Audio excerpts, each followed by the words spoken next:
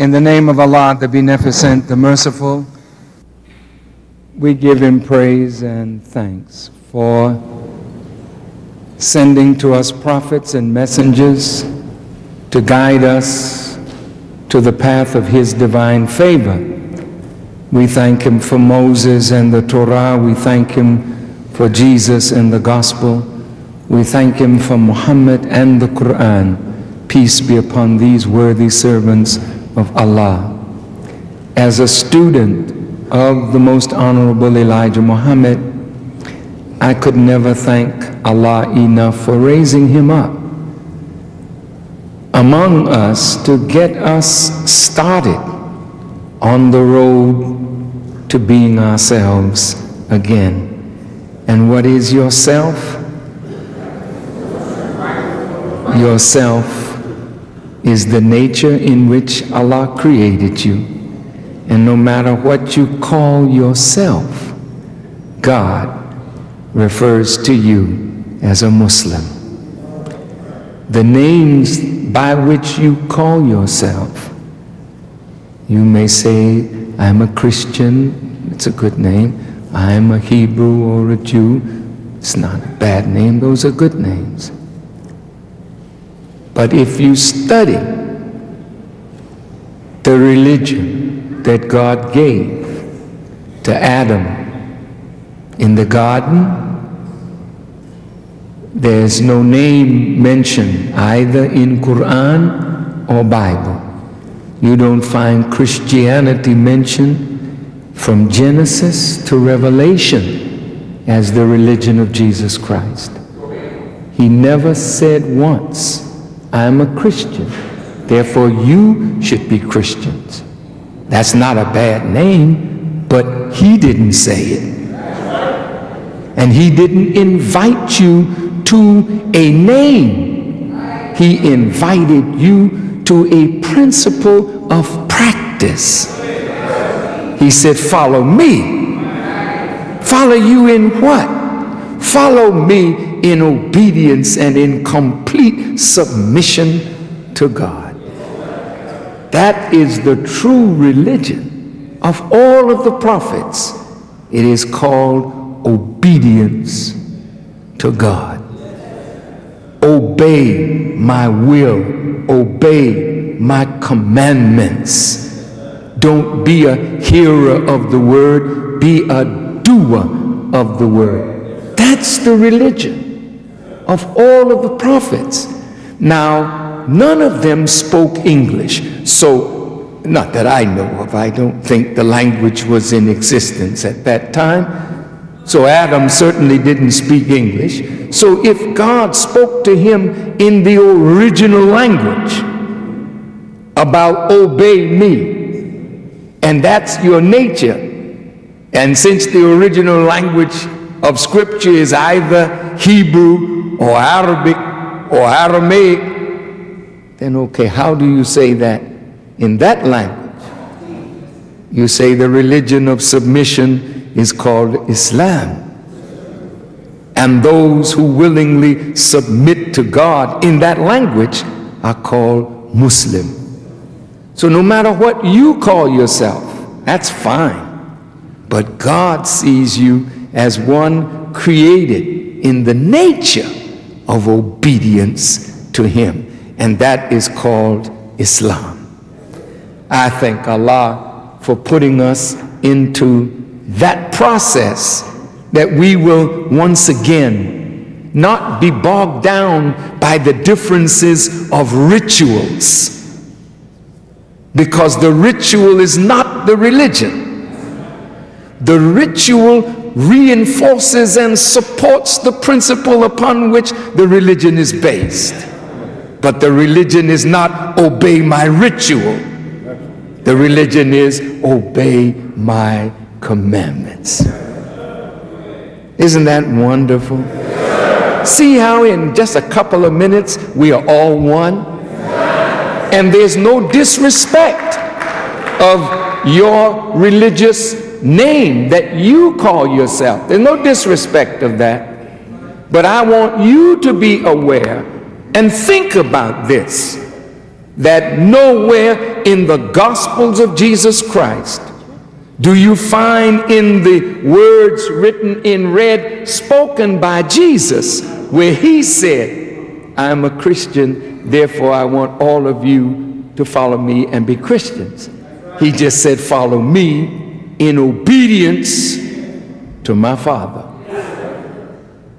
And if you do that, and I do that, and we do that, where's there any room for violence and hatred and mischief making in all of us obeying the one true God?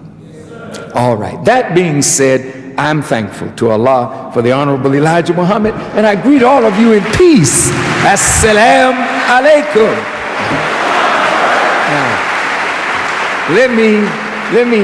let me first thank all of the believers who are here at Mosque Mariam at short notice, and those who are listening by hookup, telephone hookup throughout the country. Thank you so much for your prayers and for your diligent work in trying to help me to stop a war. You know, we don't like the President of the United States to be a criminal. We don't like that. And whether we voted for him or not, we don't want the head of our nation to be a criminal. Because he represents us. And he's supposed to be the representative of the will of the people. And we didn't put him there. I didn't vote for him, but whoever voted for him, wait a minute, that's irrelevant. He's there. He's representing all of us. We didn't ask him to be a criminal. Well, what is his criminal behavior? He has given permission to the CIA to go and assassinate another human being with whom he has some disagreement. That's criminal conduct. So we have to stop this criminal from criminality in the name of the people.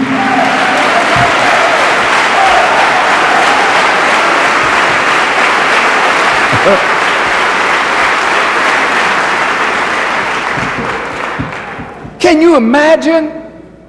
There's an international criminal court that was established at The Hague. Most of the nations have signed on to be a part of it, but the United States doesn't want to be involved in an international criminal court because they say somebody may bring them to court falsely. Well, they should talk to us about this. We know all about somebody bringing somebody to court falsely. We know about people charging you with something that you are innocent of. But we had to go because they said this is court. Well, the world wants to establish an international court to deal with international criminals, and our president does not want America to be involved because somebody may say you're a criminal and bring them to court.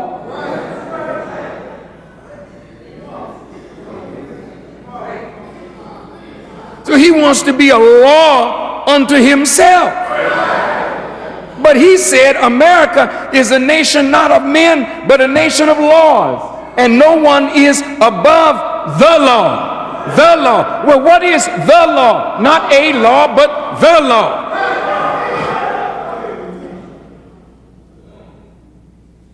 Can the President of the United States advocate assassination of somebody that they don't like? I mean, they've done it. But should they do it and we know about it and don't say anything about it? Do you know if I threaten to kill you right now, some of you have done some pretty tough things to me. said some pretty awful things about me. Well, but I have not advocated criminal conduct.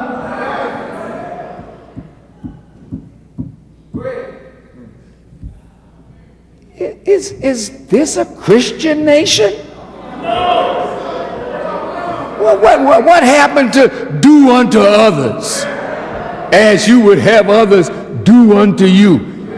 What is that? That's golden rule for fools, but not for kings. What happened to love your enemy? Is that only good for black people when our enemy is white people, that we supposed to love them? But you can't love Iraq, you can't love Iran, you can't love the Palestinians. You must only love who America loves and hate what America hates, and then call yourself a Christian and a follower of Jesus Christ?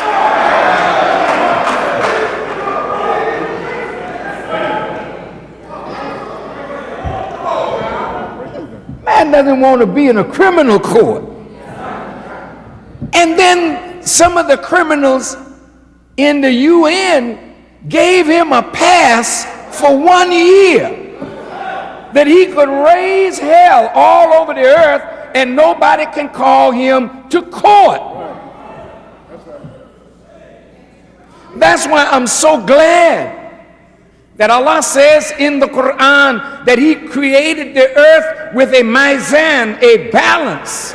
There's a balance and a justice in nature, that even if man don't call you to account, there's always a supreme and superior power who will call you to account. But we have a duty and a responsibility as well.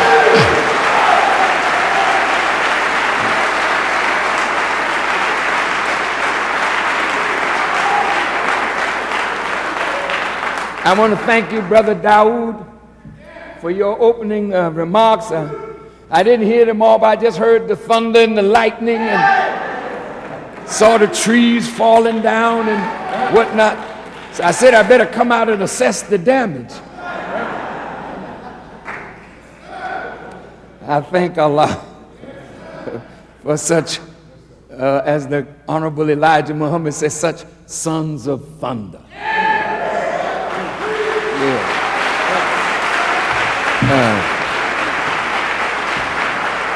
Now tonight, I want to deal with 4 or 5 things real fast.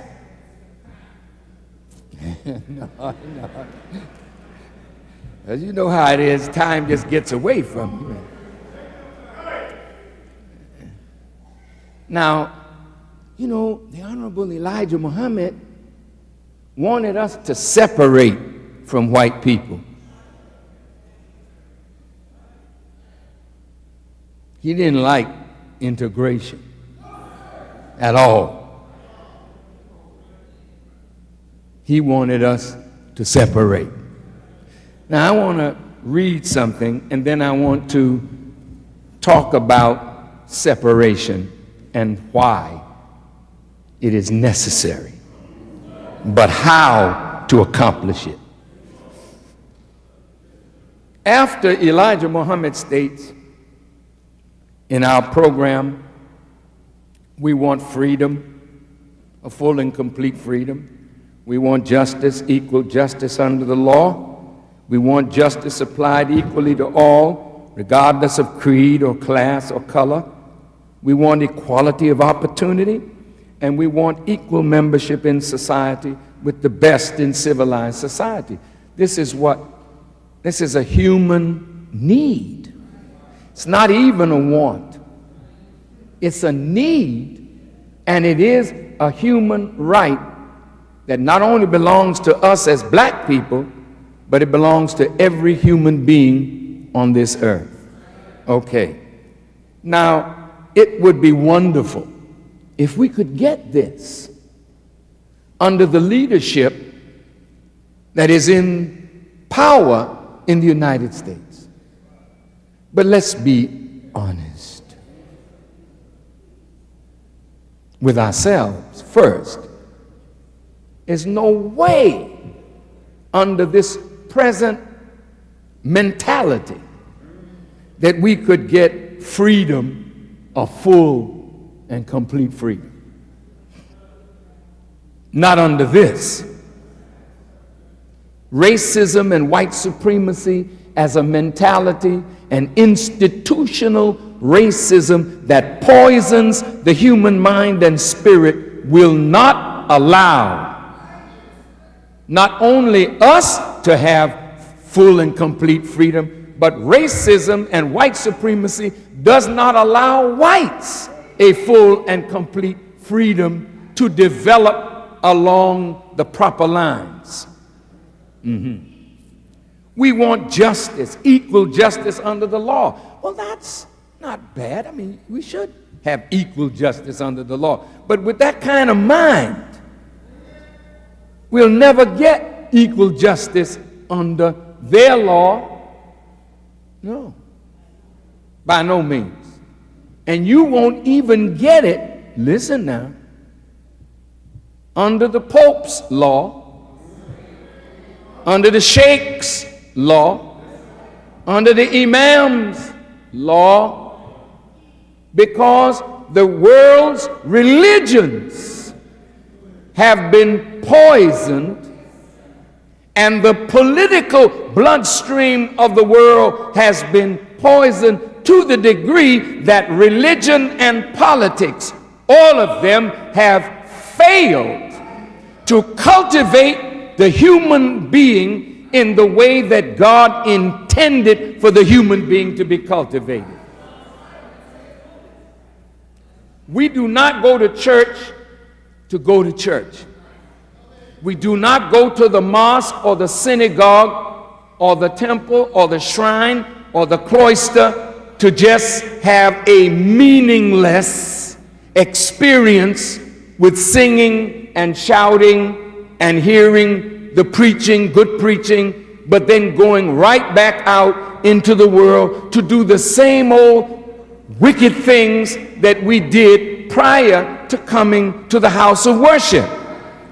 The house of worship, be it mosque or church or cathedral or synagogue or temple, must be a place that cultivates the human being to be his fullest in human development, which has to take into consideration all of the aspects of the needs of the human being. Not just a spiritual need, but an intellectual and scientific need, a moral need, a political need, an economic need, a social need, a need to be under law that renders human beings equal before and under that law.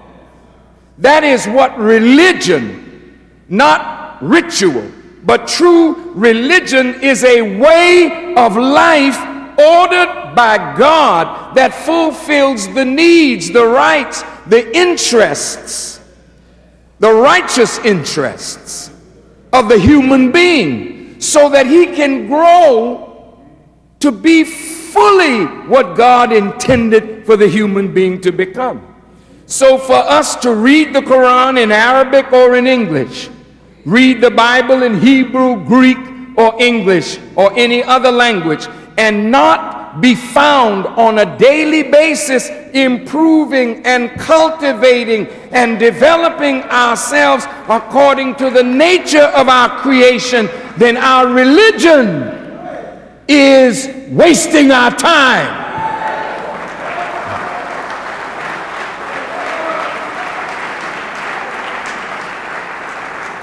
Now listen, therefore, whenever God sends a prophet, that prophet teaches people a way of life that is complete.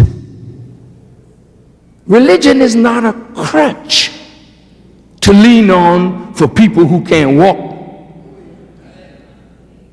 Religion is a guide to a way of life ordered by God that would make the life that he gave us successful in all aspects.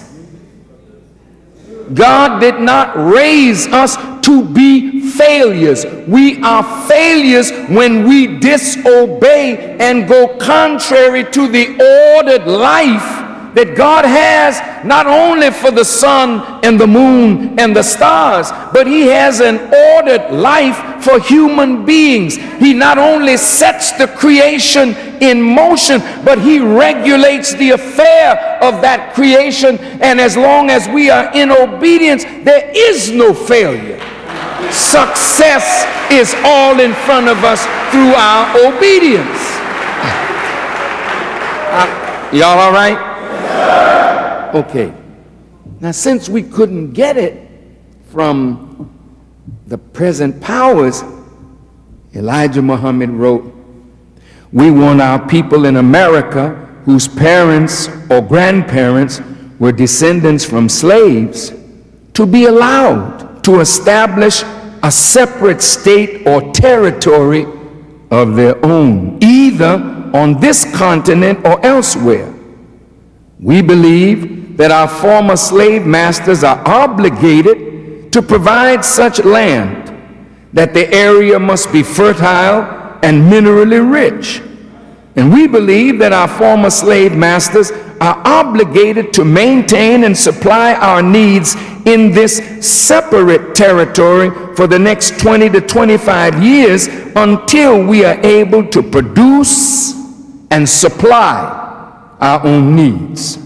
Since we cannot get along with them in peace and equality, after giving them 400 years of our sweat and blood and receiving in return some of the worst treatment human beings have ever experienced, we believe that our contributions to this land and the suffering forced upon us by white America justifies our demand for complete separation in a state or territory of our own." All right, now, Martin Luther King, may Allah be pleased with him, advocated integration. Malcolm X and the Honorable Elijah Muhammad said, no, we cannot integrate with our former slave masters and their children. We want to be separated from them. We want to go for ourselves. Now, I remember speaking at Harvard when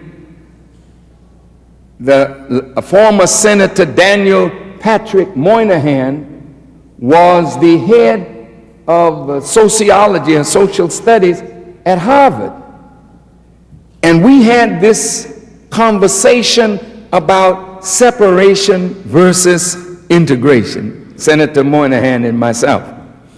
And I said to the senator, he was the head of that department, then he wasn't a senator at that point. So, excuse me. I said, sir, we want to get away from you and your people.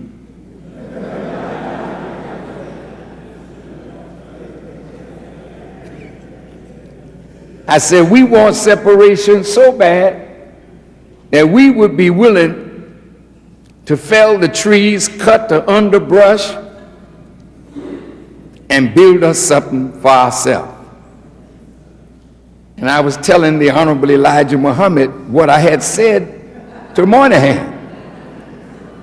And when I said, we are willing to fell the trees and cut the underbrush, he said, stop. Stop. He said, you were doing all right till you got to that point. He said, no, sir. We are not willing to fell no trees and cut no underbrush. That's what our fathers did. And if we have to do that, that's not progress. No, tell the white man, move out and leave everything as it is. Get out. Leave us the cities, the towns, the buildings, the farms, the factories, get out and give us 8 or 10 of these states that we can call our own. Okay. Now, wait a minute. I noticed you stood up and you cheered. Well, that sure sounds good, don't it? Yeah, but now let's have a little bit of reality here. After the Honorable Elijah Muhammad taught that for years, I was sitting with him one day. He said, brother, perhaps I know that this enemy would not even give us one state. Not even as small a state as Rhode Island.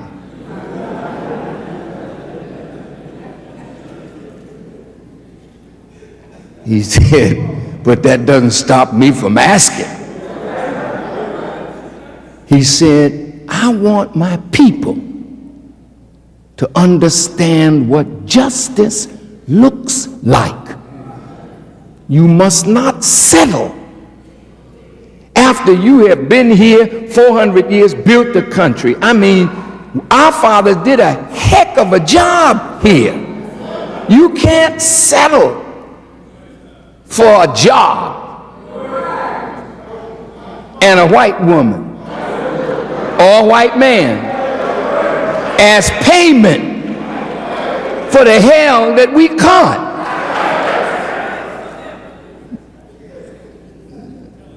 So Elijah Muhammad was putting something in us so that when we started negotiations, he even went so far as to talk to me about negotiating for arms.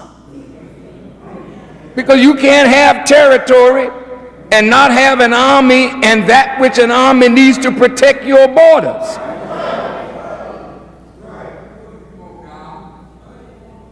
Then he said, oh, brother, perhaps I know that they're not going to give us nothing.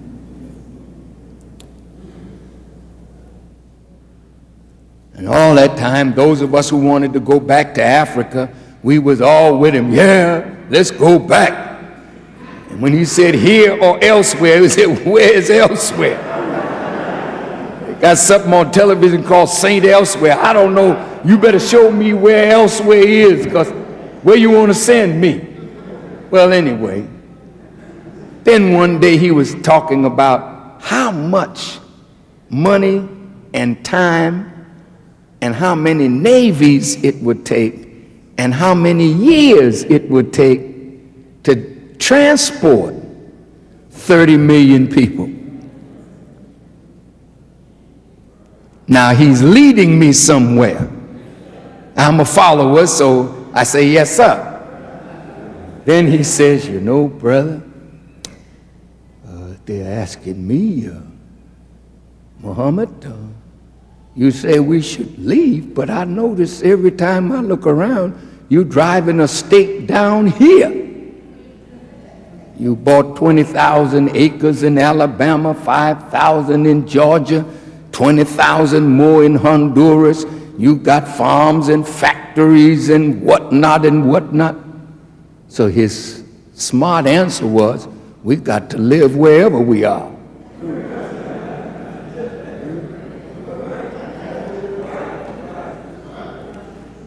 But then in another conversation he said to me, he said, brother, I've been all over the world. He said, I've seen the land in Africa, it's beautiful, but it's an old planet, very well used.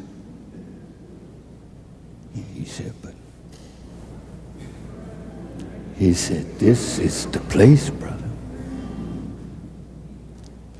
It's virgin territory, brother. It's still way under development. You think that this land is populated with over 265 million people, yet 1 million acres burning over here, so many 100,000 burning over there. He said, well, they got all this land. and got more to burn, you know. So Mr. Muhammad said, now, he said, Farrakhan, I want you to think like this. I don't want you speaking for some. I want you speaking for the whole and thinking for the whole. Here's what I mean.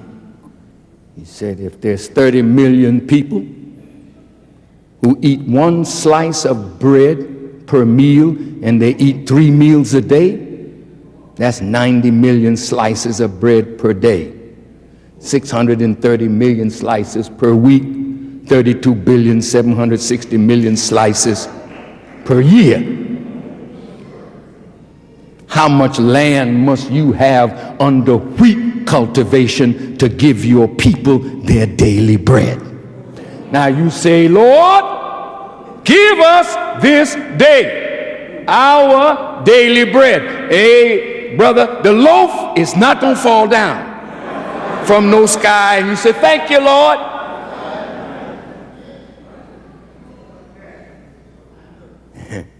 You got to have earth. You got to have wheat seeds.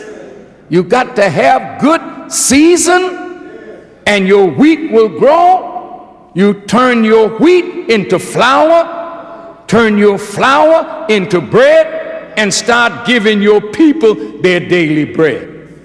If the people drink milk, how many milk cattle must you have, cows? And how much grazing land do you need to give 30 million people a glass of milk at 1 or 2 of their meals? It takes land to do that. So there is no repair or reparation without land as a part of the equation. Now, you say, where are you going with this? I'll tell you right now. See, now, I know some of you,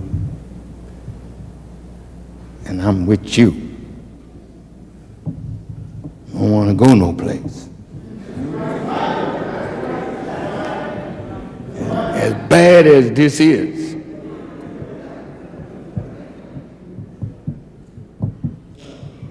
I've been all over the world too. And as bad as this is,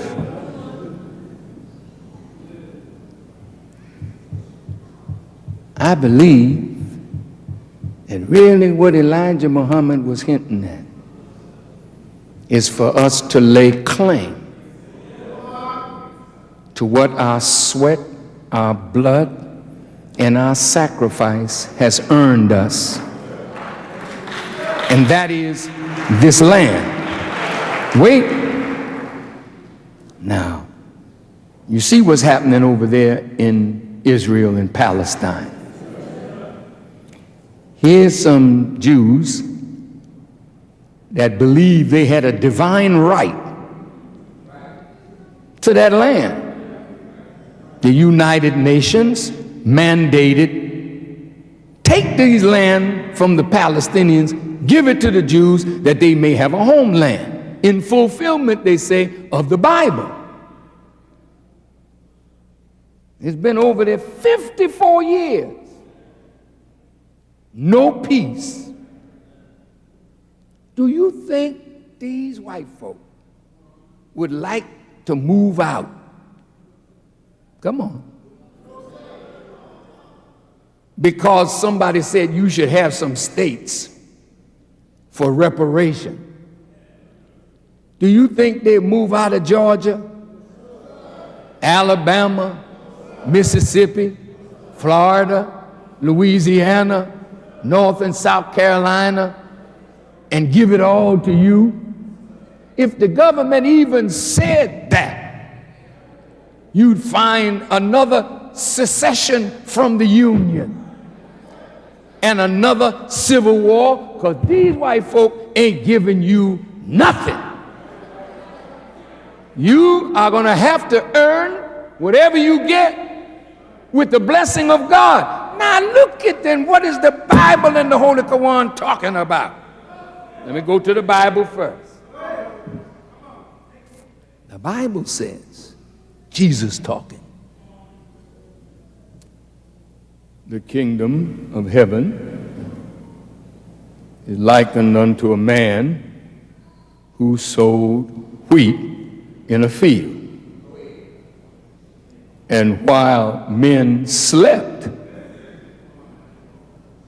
an enemy crept in and sowed tares in among the wheat.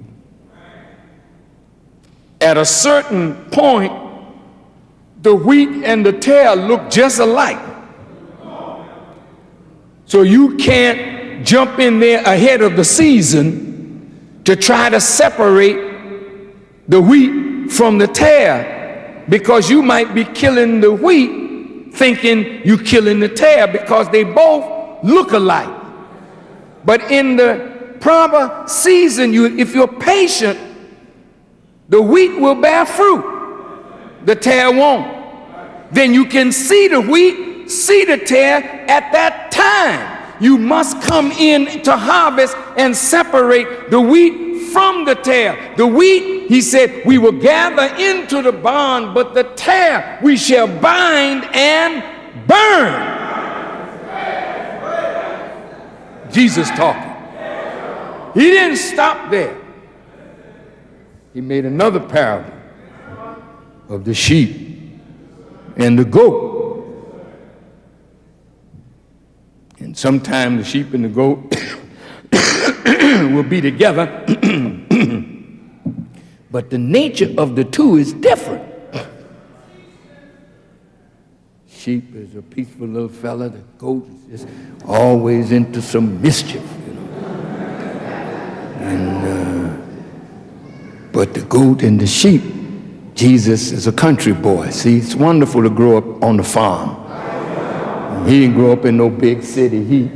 He could make parables out of nature because he was close to nature, and he knew that if he used parables, those of us who are close to nature, who grew up on a farm and whatnot, we understand Jesus. He said, you know, the sheep, he wants the sheep, and he would go after the one sheep that got lost, but he didn't care nothing about the goats.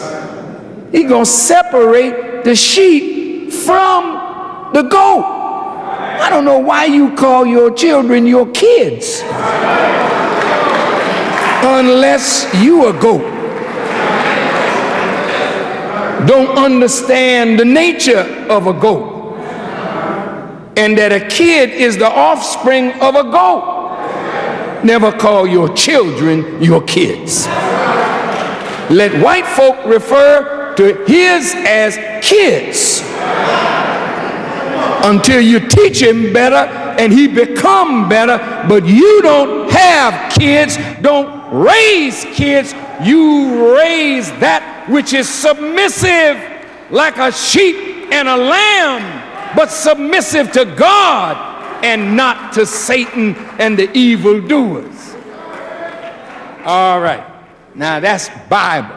Talking about separation. I'm coming back to the Bible in a minute. Now let's go to the Holy Quran. The Holy Quran. Surah 30.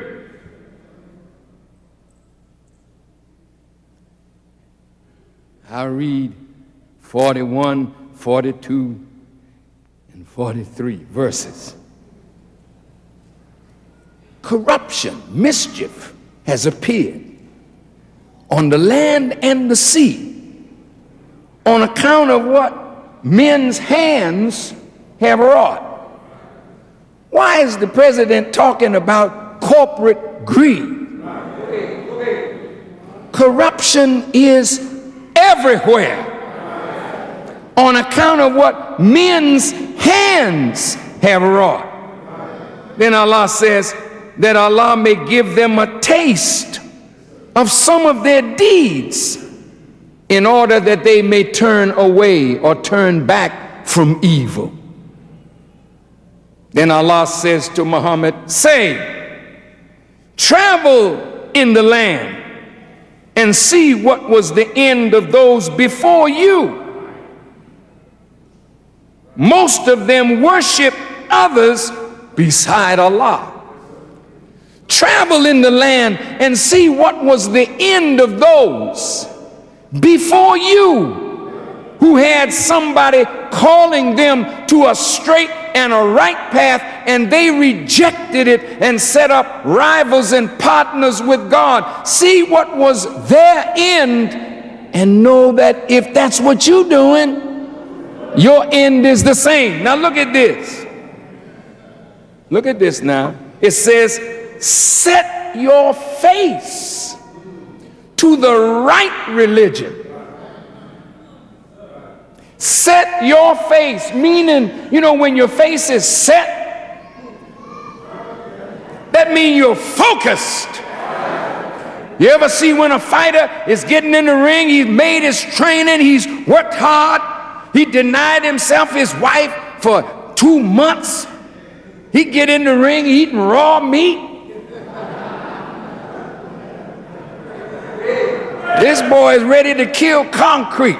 And you can look at his eyes when he says, fighters, you know, come to the center of the ring. And you see them step and stare at each other like two cocks in a cockfight or two dogs in a dog fight. Their face is set. Well, what is God saying? Set your face. Be focused for the right way of life.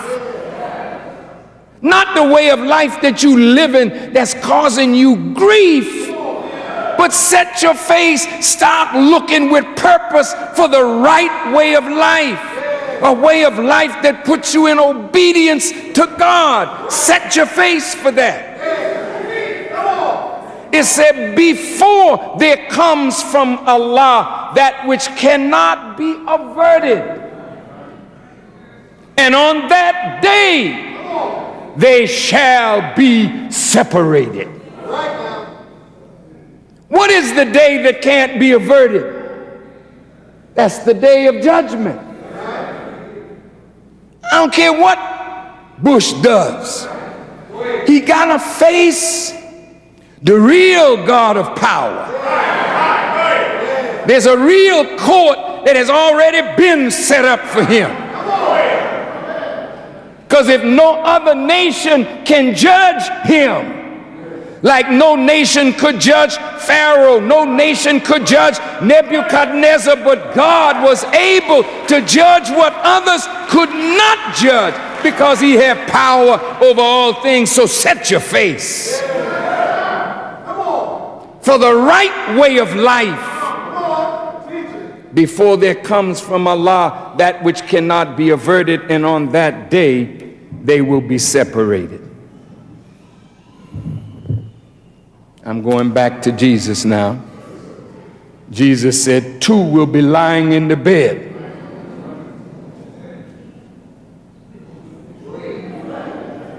Bed partners. That's a heavy set. 2 lying in the same bed. Look like they're in agreement if they're in bed together.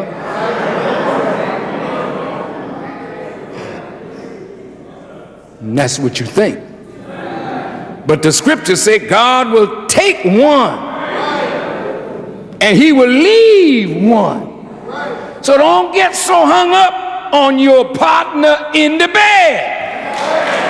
You better get hung up on the God of both of you, because there's a day coming when the partner in the bed with you won't be able to stay in your bed. If the partner ain't right, God is going to take one and leave the other.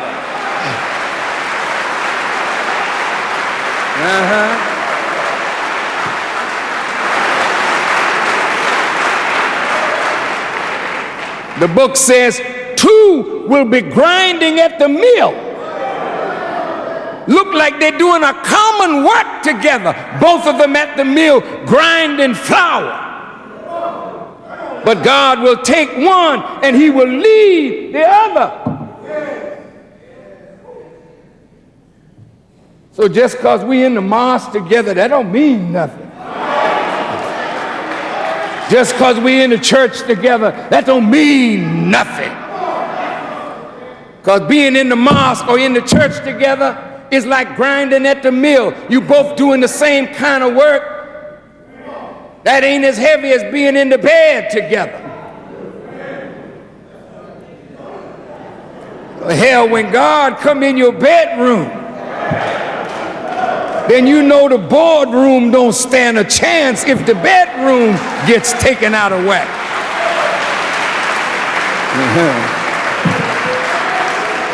I'm almost finished.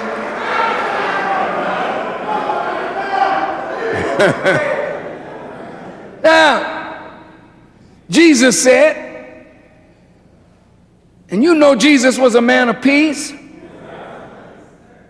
but the condition of the world was such that he couldn't just offer peace to the world in its wickedness. Think not that I come to bring peace, nay, a sword. Why are you coming with a sword, Jesus? I thought you was a man of peace. He said, yeah, I spoke my peace. But hell, if you had wanted peace, you would have got up and followed me in obedience to my Father as I'm in obedience to my Father. But look, I pipe to you all the day long, and you refuse to dance. What the heck kind of band is that? You go to the House of Blues. What did you go there for? Excuse me if I got into your thing. You can't wait for me to finish. Maybe there's somebody at the House of Blues that you would like to see tonight. I heard Maxwell is in town. Yes, well, anyway.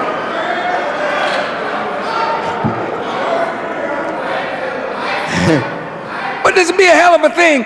You going to see Maxwell. You going to see Ussery. You going to see Mary J. Blige. And you sitting there like you a statue.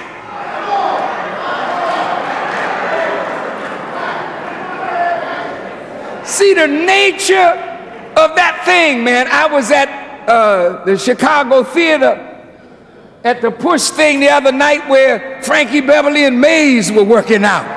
Yeah, I was there. I was there. Every now and then I do get out. Y'all ain't gonna keep me in jail forever. So I went out, and Frankie Beverly started grooving, man. And everything in the house, man, wasn't nothing, standing still. My son, little Wally, was there trying to pat his foot inside the shoe. But I seen the shoe going up and down.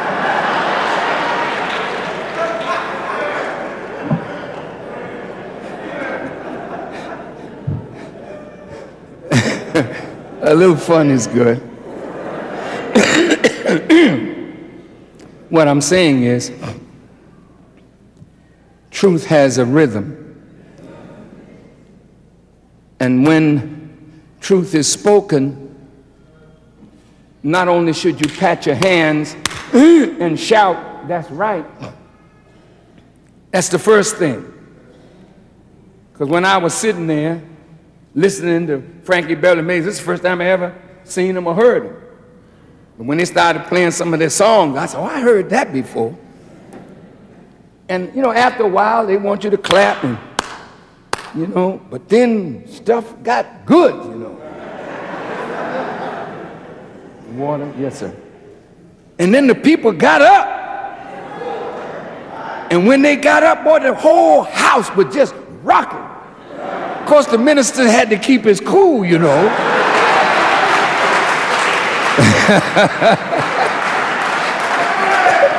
I was about to just break down, But it isn't that I didn't want to. The music was so good, the beat was solid, it was in the pocket, as the boys say.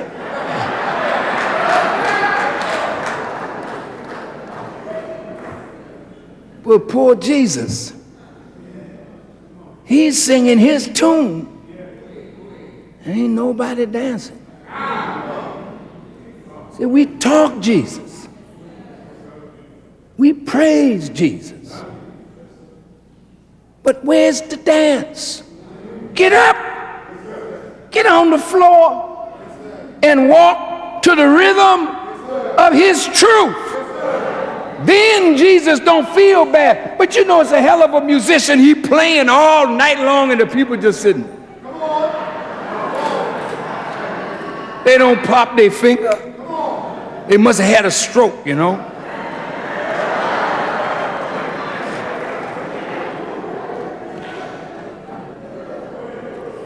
He said, I've mourned to you, and you have not lamented. That's a bad condition to be in. When we go all the way to Revelations, you find that a serpent that was subtle in the garden. You all know what I mean, sisters, when you're being subtle. You know, talk. When you want a man's attention, but you don't want to say, hey, boy, take a look at this. You don't say that, you just do something. Like put on some shoes that make a lot of noise.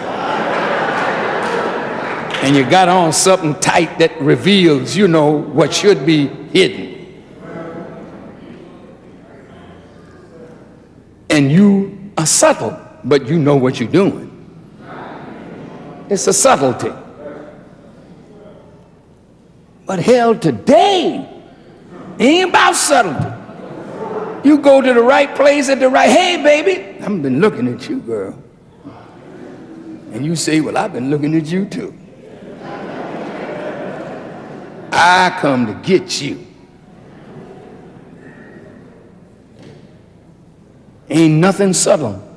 This is overt madness. Well, imagine a snake in the garden slipping around using subtle language. But by the time the book of Revelation come along, the snake has grown into a dragon. And he ain't subtle no more. He's letting you know, I'm the big bad boy. I'll crush you. See, years ago, the president would kill other leaders, but it was covert. It was done subtly. See, but Bush has come out like a beast and a dragon. Assassinate him. I'm going to use all the options at my disposal to get rid of you. See, that's not no subtlety. That's a beast talking. That's a dragon talking. You understand? So God saw Babylon and this beast and a whore. Whoa, Lord. And the whore was sitting up on top the beast. And the whore was dressed in scarlet.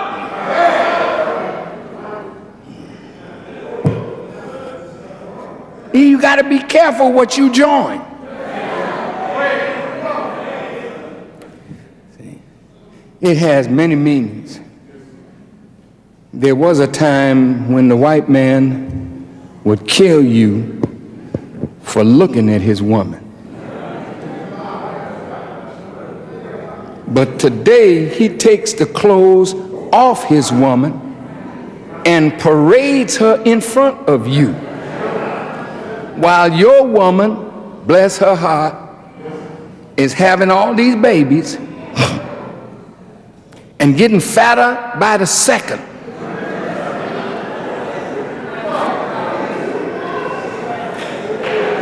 She's not taking care of her body.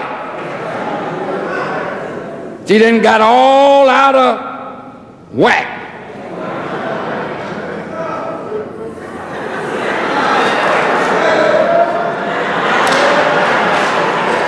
And we're not doing too bad either, brother. Some of us look like we're carrying an elephant.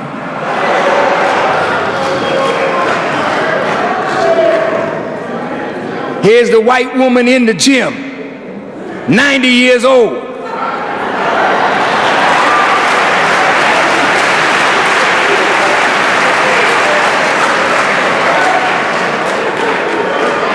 What are you doing, Sadie? Watch me and see.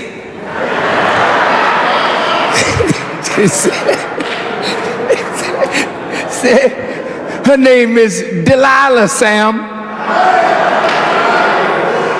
You the son of Sam? Sam's son? Damn, Sam.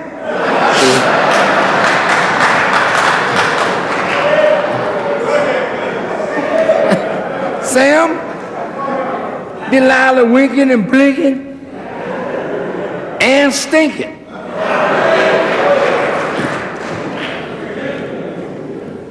But you falling for it. And poor you, sister. Black man don't know how to talk. He don't know how to act. He's so savage. He won't open the door for you. Open the door.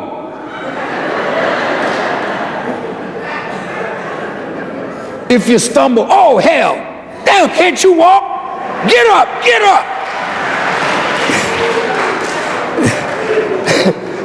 The white man, oh, Sadie, let me open the door for you.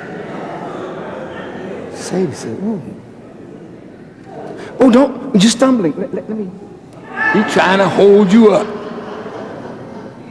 And you say, boy, now this white man really know how to treat me. But see, he's trying to sneak a place into the hereafter. He knows some of them ain't gonna make it. Some of them ain't gonna change. All of the children of Israel went out with Moses, and it was a mixed multitude because some of Pharaoh's people went out, but not all. There's some white folk that may not change nothing, and others feel that if they have sex with you, you give them a baby with color. But the real color is not from sperm. The real color is taking God's coloring in the Word of God, and you're being changed from the state that you're in by the coloring of the Word of God. That's why the Quran says we take Allah's coloring, and Allah is best at coloring. Now I can close. John the Revelator said, come out of her, my people, that you be not partakers of her sins and her plagues, for her sins have reached unto heaven. Jesus is saying, be ye separate. A Christian is not supposed to integrate into the world of evil. A Christian is supposed to come out of the world. You in it, but you not of it. Muslim, I want you separated, he said. How you gonna separate? We in America, man. How do you separate? You come out from under the influence of a way of civilization that is totally alien to God and to the nature in which he created you. Come out of it. Now, can you come out and be in? Sure. That's what Islam is. Jesus said, I am the door. You can't enter except you enter by me. Well, when you enter by Jesus, that means you come out from something and enter into something else. But you gotta come out of the mind that the white man created in the black man and woman and in his own people. He created a nigger. That's why when you call each other nigger, it's my nigger, you know. See, God never made a nigger. In the Genesis, he made a man. So who made you less than a man, a nigger? Then you dumb enough to say, yeah, that's my dog. That's my dog. I mean, it's a hell of a thing. God made you to be a little God, and the enemy got you turned around to become a dog. So you are the total opposite of what God made you. Even in the church, in the mosque, in the synagogue. And that's why Paul said, be ye not conformed to this world, but be ye what? Transformed by what? The renewing of your mind. Then when your mind is renewed, you've come out. Then you're not a partaker of her sins and her plagues. Then what is your job? What is your assignment? I'm ready now. Master Farad Muhammad gave us a problem. It goes something like this. A lion in a cage, walking back and forth at 60 feet per minute. But if you're in a cage, walking at 60 feet per minute, don't care how slow you're walking, you can only go back and forward. Lateral, horizontal, there's a bar, you stop.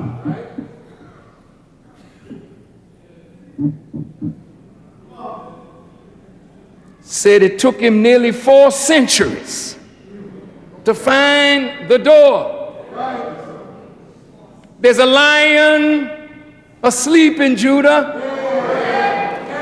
Who will wake him? A lion. God is using a lion to show the nature of the righteous. He's a powerful, powerful creature, but he's in a cage, walking back and forth at a slow pace. And he'd been in the cage for 400 years, and then he found the door. Now with modern equipment, he's walking 300 feet per minute. And he got 3,000 by 2,000 miles to go yet. How long will it take him at the above walking rate to cover the said distance? What is the mileage of America? It's 2,000 from north to south. It's 3,000 from east to west. The lion has to conquer the wilderness, but he's in a cage. The cage is his lack of knowledge of God, his lack of knowledge of himself, his lack of knowledge of the time and what must be done, his lack of knowledge of the true religion of God. But it took him 4 centuries, and he finally found the door. Jesus said, I am the door. So when he gives you the new knowledge, that's like modern equipment. You can't walk like you walked when you didn't have knowledge. You gotta pick up your pace because you got 3,000 by 2,000 miles to go yet.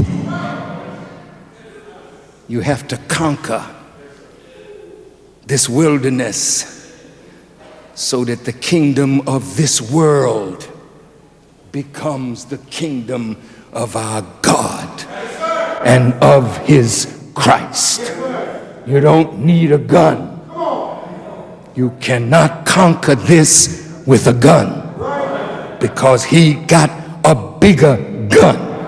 And the moment you pick up the gun, he laughs. He said, that's what I wanted you to do, nigga. Now I got an excuse to wipe all of you out. Your little pop gun that he sold you, that is your nigger killer.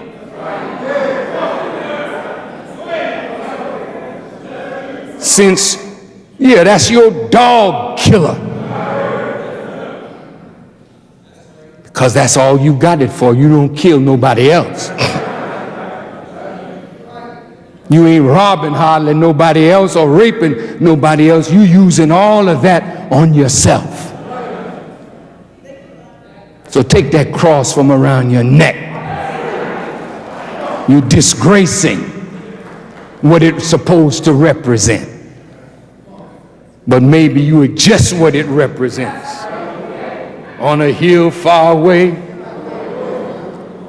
stood an old rugged cross, an emblem of suffering and shame. You're ashamed that you're black. You're suffering because of your ignorance. You got to find the door, lion, and come out of the cage and let God revive you, because we got 3,000 by 2,000 miles to go. This is yours. All of this. We're conquering it for God. Not with guns. You have truth. And you fire the truth at the wicked till you knock out his brains. Because he can't hang when you are righteous and you got true science. Listen, I'm just about finished now. Hold on.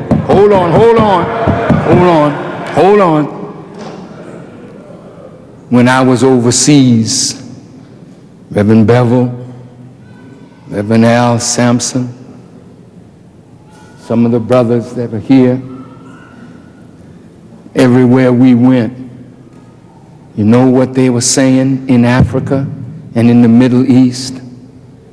Our hope is you all. Because America can't be changed from the outside. She can only be changed from the inside. And the instrument that God will use to change America are the slaves, the oppressed, the downtrodden. This is God's pattern. Listen to me. We mentioned and they mentioned that the pro-Israeli lobby is so powerful that America is really being used to fight Israel's battle. Saddam Hussein cannot threaten America. He don't have nothing to fight America with, nothing. But they are afraid if they leave him, he will get a weapon to match what Israel has. So they want to take him out. That's not your war. That's Israel's war. And the pro-Israeli lobby in America is so strong that they got the Senate rocking. So they asked us, what can you all do to give balance in America? You are 40 million. You got 30 million Hispanics. You got Arabs. You got Asians. Don't blame the Jew for using his power. You are not using yours. You could be the balance and take America from their hands and give her the balance. What do I mean, balance?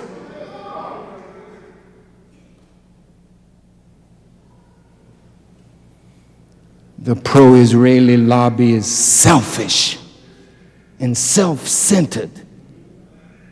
They don't care about the rights and the needs of others. Sacrifice the rights and the needs of others to promote the rights and the needs of Israel. That's an imbalance. but I saw a pale horse, and his rider was death, and hell followed closely behind. But then I looked and I saw a black horse, and his rider had the scale of justice in his hand. These are the horses of the apocalypse. Let me tell you, we're in it now. The pale horse, its rider is death. There's a way that seemeth right unto a man, but the ends thereof are the ways of death. Death is riding America, and hell is following behind the horse. Everywhere America goes, hell follows. There's hell in Afghanistan. Everywhere she looks, she's bringing hell and death, because the scale of justice is not in her hand. But black man, when you find the door and come out of your prison, you will lift up the scale. The scale means justice for all, regardless of creed or class or color. We don't care nothing about what your creed is, what your class is, what your color is. Justice is what every human being deserves. It's going to take a man in the mindset of God to give full freedom, justice, and equality. That's your destiny. So in closing, AIPAC, the American Israeli Political Action Committee, has targeted strong black leaders to get rid of them. Is Earl Hilliard in Alabama, strong black man, had the nerve to go to Libya, and members of Congress didn't like that. He speaks strong. He will not vote pro-Israeli. So they targeted him. And $1,330,000 was sent into Alabama from Jewish people around the country to take a black man that would naturally be their minion or their puppet, because they put him in office and they beat Earl Hilliard, and we lost a strong man. Cynthia McKinney now is fighting for her political life in Georgia because she stood up against the pro-Israeli lobby and speaks strongly on behalf of the rights and the needs of black people. So they've targeted her. We lost Earl Hilliard. Muslims, we do not want to lose Cynthia McKinney. I'm going to Georgia, not on the midnight train.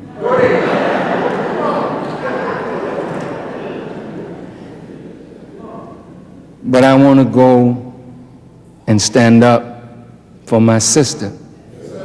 I'd like to rent a bus and ask those who can sacrifice a Saturday, a Sunday, a Monday, and a Tuesday.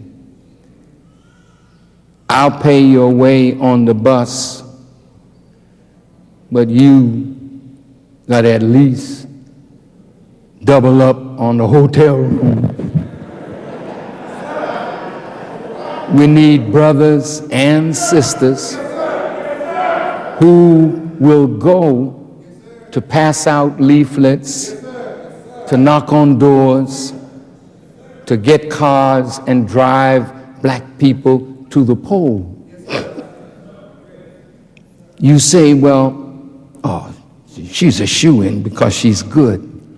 We were in Zimbabwe, and President Mugabe has adopted a program for land reform because 4,500 whites own 12 million hectares of arable land, which is nearly 36 million acres. And the blacks hardly have any decent land for themselves. And you know what? There was a referendum among the people. And many thought that the next person surely was going to vote for land reform because that would give land back to the indigenous people. And so they didn't go to the poll. But the whites poured money in.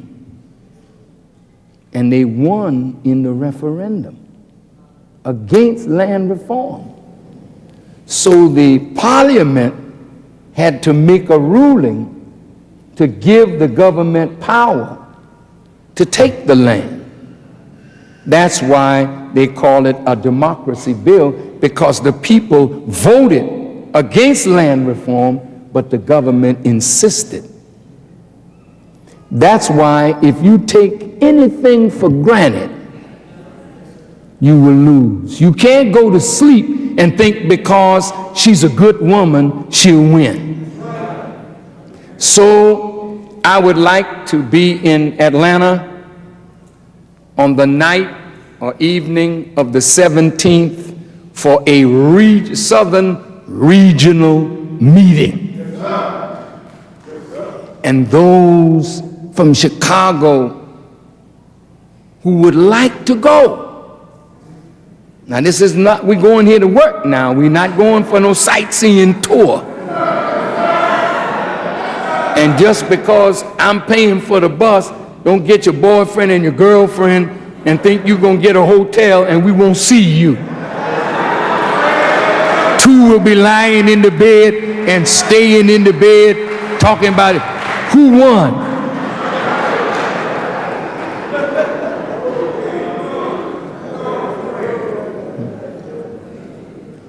They want me to drink water, but I'm just about finished now. So,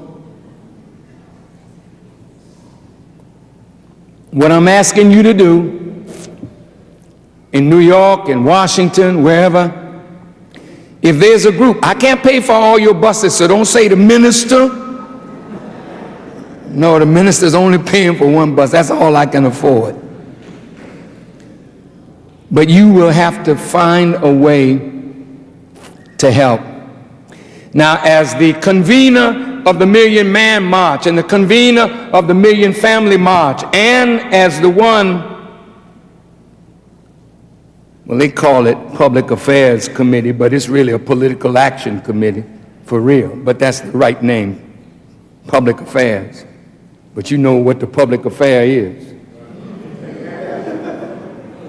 Hang anybody that doesn't agree with us. Anyway, I'm asking the brothers and sisters of the nation, don't do it if you can't afford to do it.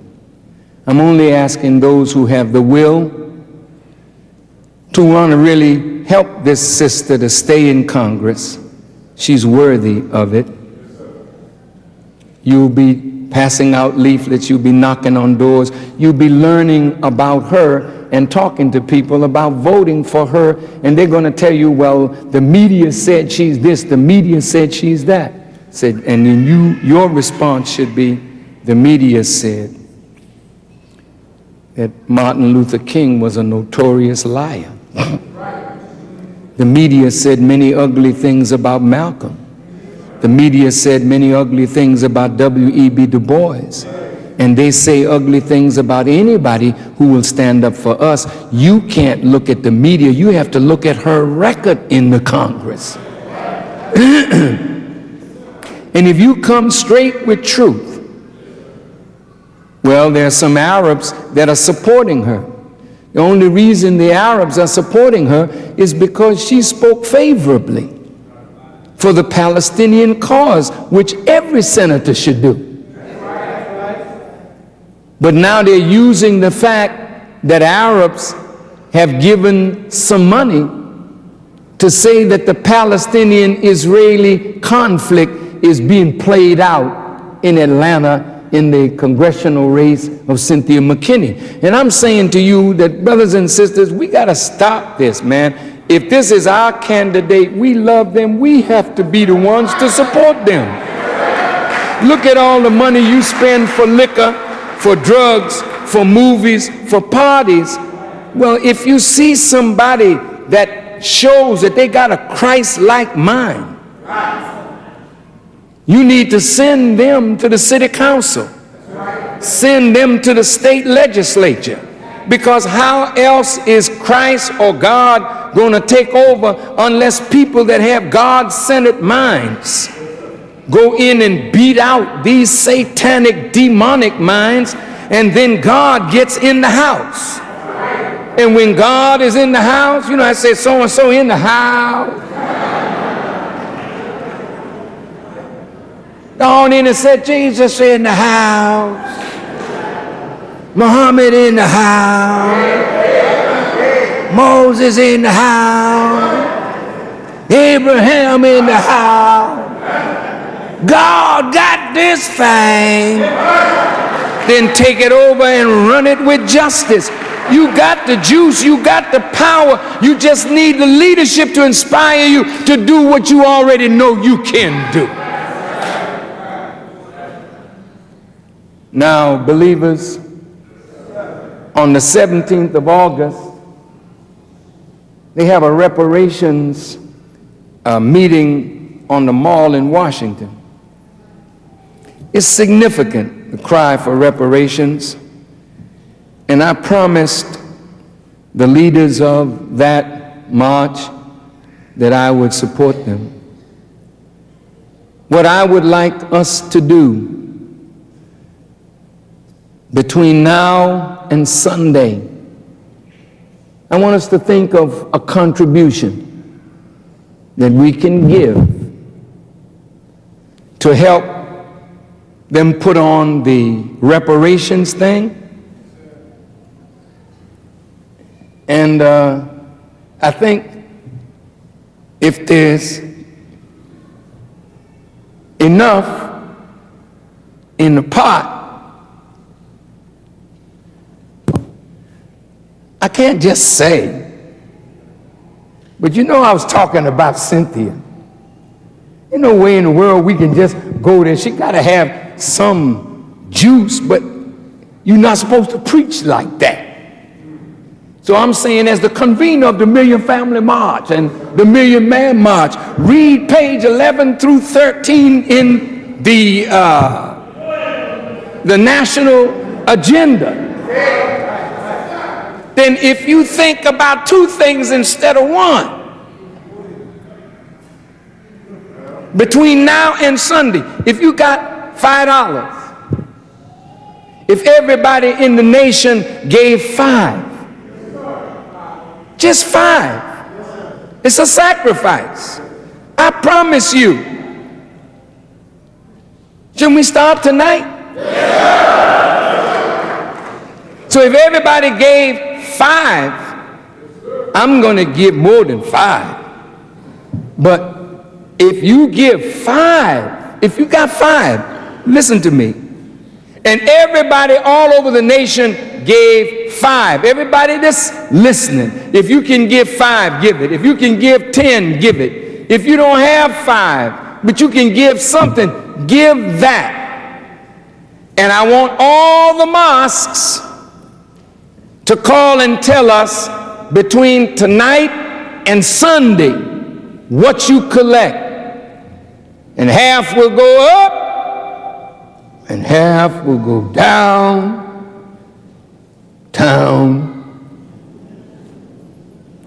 I hate to be subtle. You know what I mean? I don't like that. But you know, I'm trying to protect those who have 501c3, and you're not supposed to do this kind of thing. They take away your tax exempt status. And you know they would love to do that for us. So I'm saying, give to the reparations.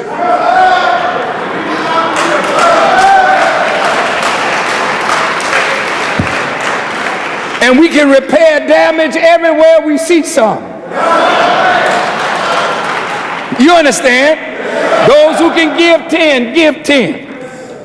But everybody that got a 5, get it out. Come on, come on, come on, come on, come on. Let me see the 5. Wave it, let me see it. My brother taught me about this green wave. He's too tough. Come on, brothers and sisters. I'm really appealing. Now, those of you in New York, don't you shortchange me. Washington, Philadelphia, Boston, come on, come on. We're not going to let them go to Washington and not have sound. Sister told me if they don't come up with 50 grand, they may not even have sound on the mall. And they're charging them, the police are charging them to be on the mall. And you know, we were there twice and we never had to pay no police. They're robbing our people. We're not going to let it happen. Now, let me see that 5. Get it up in your hands. Everybody, come on. All brothers in New York, sisters in New York, you ought to see this. California, you ought to see this. Washington, you ought to see this. Houston, Dallas, Phoenix, you ought to see this. All right, now the buckets. And when you put your hand in, don't take it out. I mean, you can take your hand out, but we watching. All right, come on with the bucket. Keep waving that money till we get it in the bucket. Let's start. Wait a minute. Send a bucket up top. All the guards that's on duty, your duty is over. Get your money out. All the guards that's on duty, let me see you reach in your pocket. I don't care. Go get it. Wherever you got the money, go get it. Yeah. And if you ain't got it, I'm covering you. Come on, brothers and sisters. This is to repair damage up north and down south.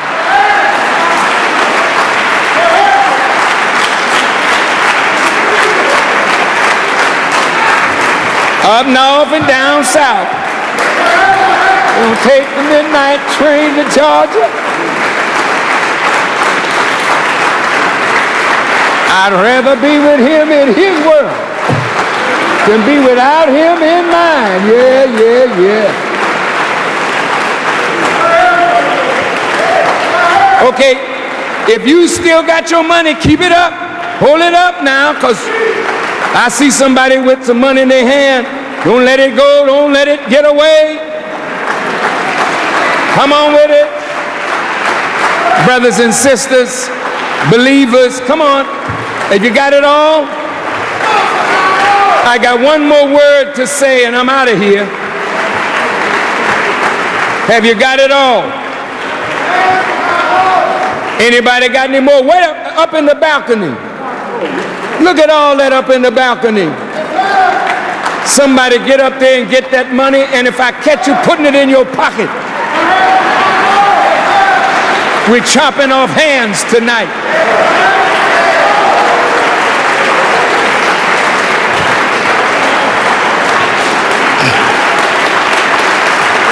Some more in the balcony.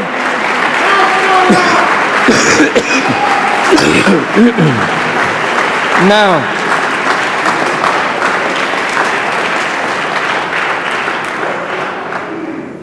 in the balcony, did they get yours yet?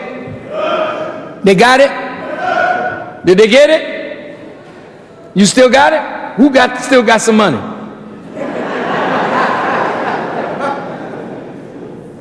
I didn't mean to clean you out, but may I thank all of you. Thank you, thank you, thank you, thank you, thank you, thank you, thank you, thank you, thank you. On behalf of the Reparations Committee in Washington, thank you, thank you, thank you.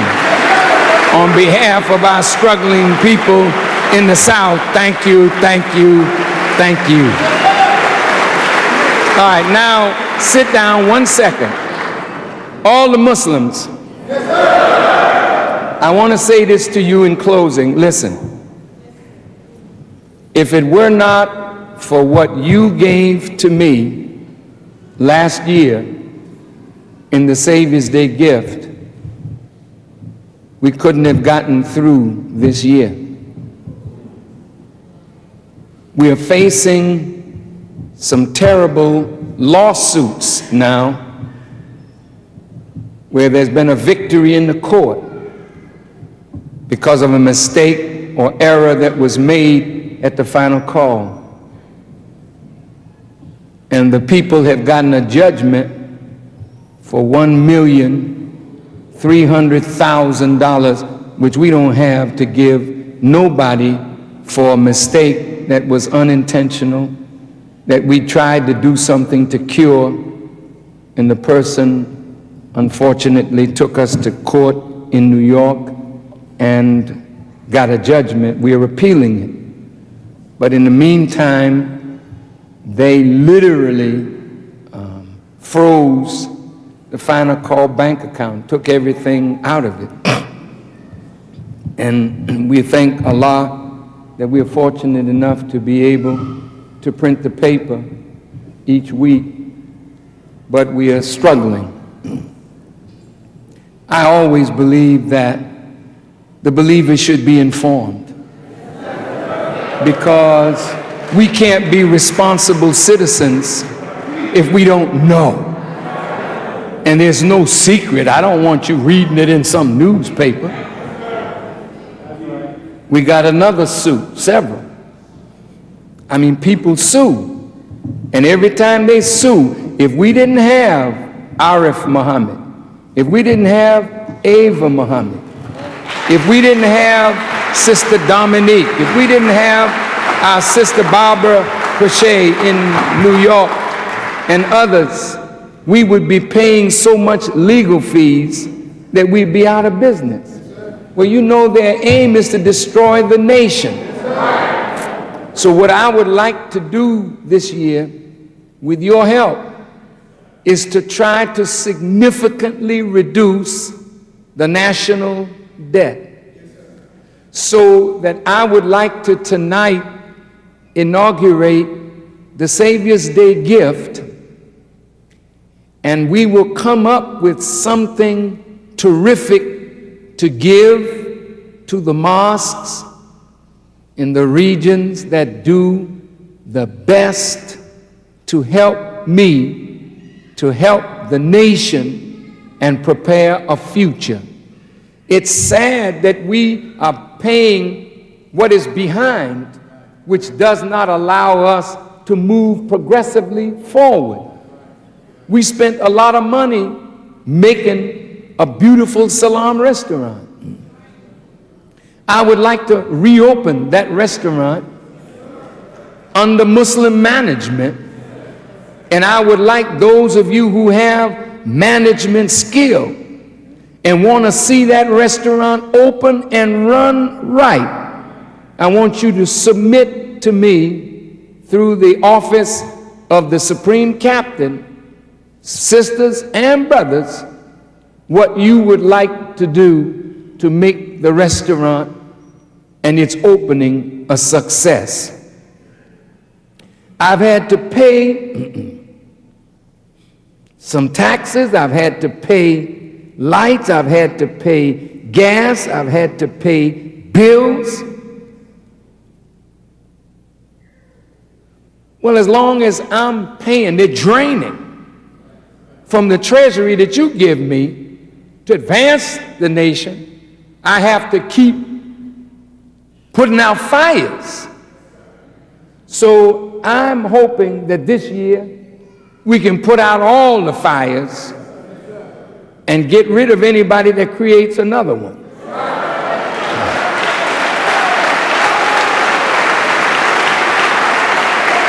Because we can't continue to put the nation at risk by our negligence or That's the negligence, I would say, or ignorance.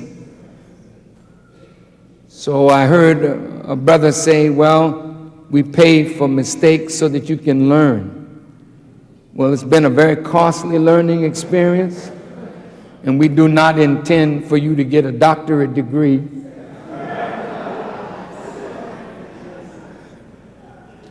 So I hope we've learned our lessons. And I want you this year, all the believers, to give to the Savior's Day gift and remember your obligatory charity. And I want to say to all those in leadership, the people are not here just for charity and to sell a newspaper. They're here to be cultivated into the kind of Muslim that the world is looking for to come up out of America. I would like for us to be a shining example of what a truly Islamic community should be in all aspects of our Islam. That means an economic system that is Islamic, a system of justice that is Islamic. Everything that we do should be ordered by God. And you'll find that we'll grow so fast that, and the spirit will always be high when you handle your affairs properly. And believers, I want to see a committee in every mosque that is concerned about the youth and youth development. It's a sad day when we always think that the nation is for the old and the young have no place except to take orders. These are little people that have beautiful minds, and they should be respected by their elders and listened to. And if they are wrong, then guide them, but don't bully them and mistreat them. We don't want to lose our youth to that world. Let's build a world for our young people that they can have enjoyment in. Stop telling everybody what Muslims don't do. Oh, you're a Muslim, you don't do that. Well, take some time and tell them what Muslims do. And you got a whole world of things to do, and the things that we don't do are so small. Now, a lot of you are getting tattoos. And getting piercing in your nose and in your ears and in your tongue, in your belly button. Some getting tattoos on their butt. You know, that's crazy. I mean, it's the style. But as a righteous person, you don't follow the style. We set the style. So the tattoo that's on your arm or on your leg, what does it represent? Well, I put the star and the crescent, or I put a cross, or I made an image of Jesus. Are you sure you know what he looked like? Stop it. Stop disfiguring yourself, because it's a fad. I want to see an article in the Final Call on the tattoo, because it's producing hepatitis C, because some of the people are not clean with the needles they use. Some of the ink and the dye create cancer over a period of time. You disfigure yourself. I mean, it looked nice now. You show your friends your tattoo. Come on, man. Show your friends the brilliance of your mind and tattoo them with knowledge. Do an article on that. I have some material that Brother Richard, was it? Edward? Somebody sent me. I was just reading it this evening, and it touched me. Yes, sir, brother. Thank you. And I'm going to work on all those suggestions, brother, and add to it some more. But I do not want us to not think and plan for the young people. Don't do that. I have a farm in Michigan that you helped me to get. I put a track up there. I don't run anymore. I got a tennis court up there. I don't play no tennis. I got a basketball court. You ain't gonna see me out there playing no ball. I'm not gonna ruin my knees. And some of you old men that don't exercise, you better leave that alone. Get on your treadmill. But I asked Minister Ishmael to organize something and bring the youth out to the farm. And let's show the youth that we're concerned about them. We're not going to talk about our future.